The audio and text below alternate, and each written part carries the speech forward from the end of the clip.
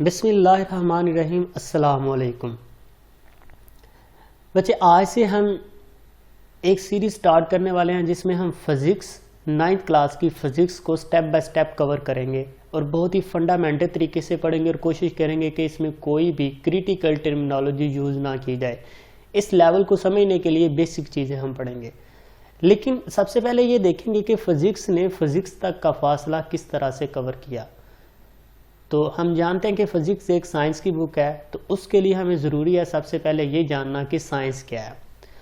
बच्चे, वैसे तो साइंस की डेफिनेशन आप छोटे लेवल पे भी पढ़ते आए हो, यहाँ पे हम बेसिक चीज़ें देखेंगे। तो सबसे पहले डेफिनेशन देखते हैं।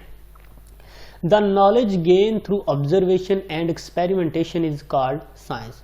इससे एक बात तो ये समझ आती है कि साइंस एक नॉलेज है जो हमें हासिल होता है ऑब्जर्वेशन और एक्सपेरिमेंटेशन से।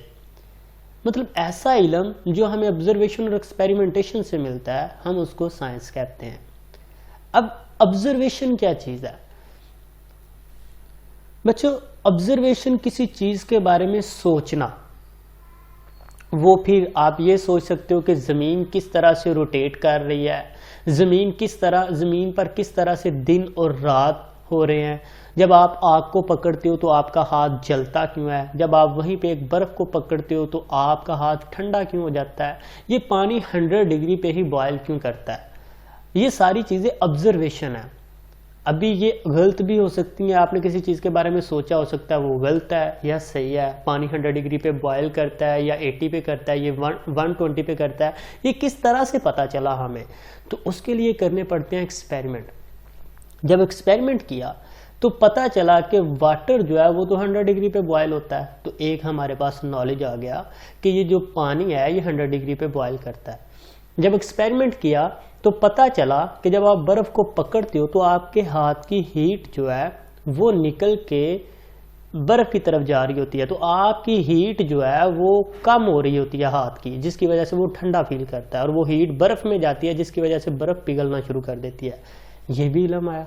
तो मतलब ऑब्जर्वेशन और एक्सपेरिमेंट करने से जो नॉलेज होता है, जब आपने वाटर को बॉयल किया तो पता चला वाटर तो 100 डिग्री पे बॉयल होता है, मतलब 120 वाली ऑब्जर्वेशन और 80 वाली ऑब्जर्वेशन गलत है। तो जो हमारे पास एक नॉलेज आया, उस नॉलेज को बोलते हैं साइंस। तो ऑब्जर्वेशन और एक्सपेरिमेंट करने से जो नॉलेज आता है हम उसको बोलते हैं साइंस। अब साइंस किस ज़बान का वर्ड है, ये बेसिकली सम टाइम पूछा जाता है बोर्ड में एमसीक्यूज के, साइंस किस ज़बान का वर्ड है। तो साइंस बच्चे लैटिन ज़बान का वर्ड है जिसका मतलब है नॉलेज। ये भी एमसीक्यूज आ जाता है कि साइंस का मतलब क्या है, तो साइंस का मतलब है नॉलेज। अब बच्चे, आपकी इसी बुक का नेक्स्ट टॉपिक है हमारे पास नेचुरल फिलॉसफी। नेचुरल फिलॉसफी भी बच्चे एक साइंस है और ये ओल्ड साइंस है। आप ये कह लें कि सबसे पहली साइंस नेचुरल फिलॉसफी है। इसमें क्या किया जाता था, इसकी डेफिनेशन देखते हैं। Not until 18th century, various aspects of material was studied under a single subject called natural philosophy। मतलब 18वीं सदी से पहले तमाम मादी जिसाम का मताला एक सिंगल सब्जेक्ट में किया जाता था, with in a single subject. उसमें स्टडी ऑफ नेचर थी, फिजिकल यूनिवर्स, सारा मताला एक ही जगह पे इकट्ठा था, सारी स्टडी एक ही जगह पे इकट्ठी थी। आज हम देखते हैं कि हमने डिवाइड किया हुआ है। आपने लिविंग थिंग्स के बारे में पढ़ना है, नॉन लिविंग थिंग्स के बारे में पढ़ना है, फिजिक्स में आप क्या पढ़ रहे हो अलग से, केमिकल्स के बारे में पढ़ना है तो आप केमिस्ट्री में चले जाते हो।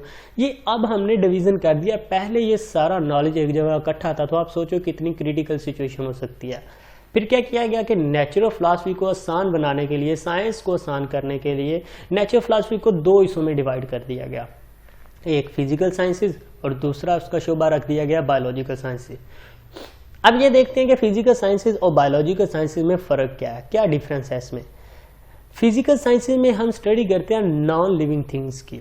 नॉन लिविंग थिंग्स क्या है, जैसे ज़मीन, चांद, सूरज, ये इस तरह की जो चीज़ें हैं उनके बारे में अगर स्टडी करनी है आपने, या उसमें मैथ भी आता है, इस तरह की जितनी भी चीज़ें आपने स्टडी करनी है जो सांस नहीं लेती, वो सारी चीज़ें नॉन लिविंग थिंग्स हैं और वो फिजिकल साइंसेज में आती हैं।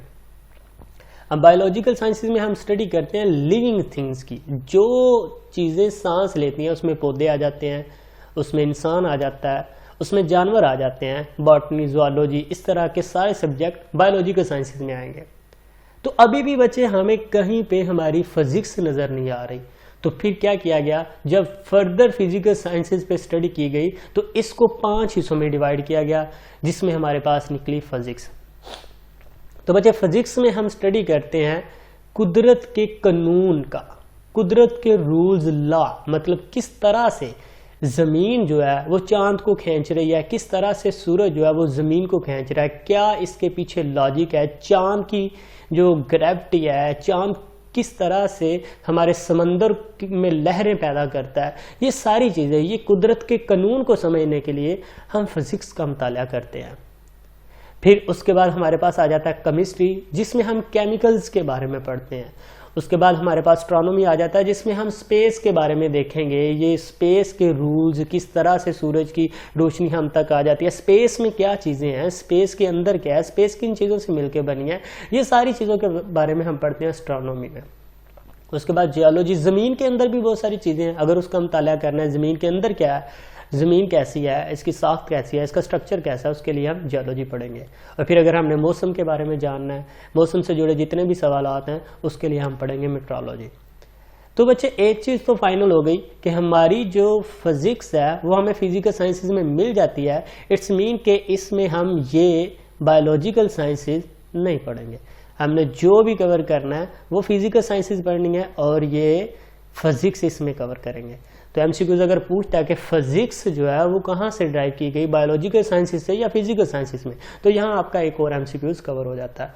बच्चे यहाँ मैं एक छोटी सी और चीज़ बता दूँ कि फिजिक्स को मदर ऑफ साइंसेज कहा जाता है। अब ऐसा नहीं है कि मैं फिजिक्स पढ़ा रहा हूँ तो इसलिए मैं फिजिक्स के बारे में कह रहा हूँ, जो मैथ है उसको साइंस की क्वीन कहा जाता है, और जो कंप्यूटर है उसको फादर ऑफ साइंस कहा जाता है। लेकिन बच्चे फिजिक्स एक बहुत ही फंडामेंटल साइंस है और बहुत ही मज़े का टॉपिक है।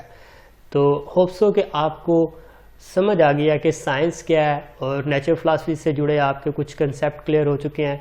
नेक्स्ट हम वीडियो में देखेंगे कि फ़िज़िक्स क्या है, हम प्रॉपर तरीके से इसका इंट्रो और इस तरह से हम देखेंगे। अभी हमने ये देखा कि फ़िज़िक्स निकली कैसे, नेक्स्ट वीडियो में हम डिटेल से देखेंगे स्टेप बाय स्टेप फ़िज़िक्स क्या है, उसकी ब्रांचेस क्या है, हम स्टेप बाय स्टेप देखेंगे। तो बच्चे नेक्स्ट वीडियो के लिए अल्लाह हाफिज़।